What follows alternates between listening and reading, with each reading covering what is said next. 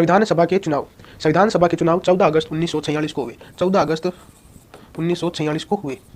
संविधान सभा में सीटें कितनी थी? 389, 389। परंतु चुनाव सिर्फ 296 सीटों पर ही होंगे। क्यों?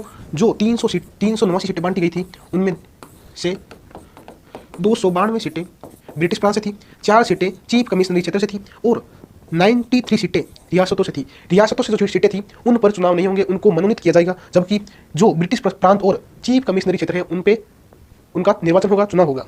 इसलिए 296 पर ही चुनाव होंगे। ये चुनाव प्रत्यक्ष अनुपात अप्रत्यक्ष रूप से अनुपातिक प्रतिनिधि प्रणाली पर होंगे।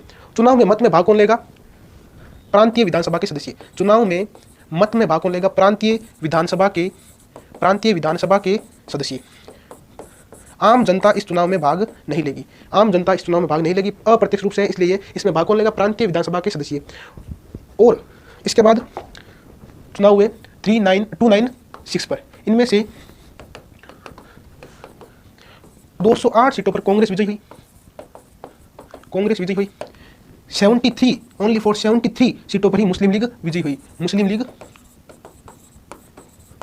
विजयी हुई और 15 सीटों पर अन्य दलों की जीत हुई। इन चुनाव में, संविधान सभा के चुनाव में 15 महिलाएं भी जीती थी। 15 महिलाएं भी विजयी प्राप्त हुई थी। 15 महिलाएं भी जीती थी। मुस्लिम लीग जब संविधान सभा के चुनाव में हार गई तो निराश होकर 16 अगस्त 1946 को सीधी या प्रत्यक्ष कार्रवाई के नाम पर हिंदू और मुसलमानों में सांप्रदायिक दंगे करवाए। किस लिए करवाए?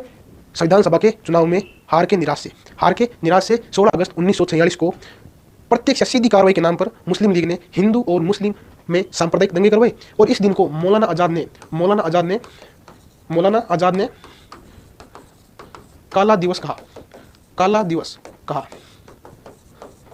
कहा, ब्लैक डे कहा। और सर्वाधिक दंगे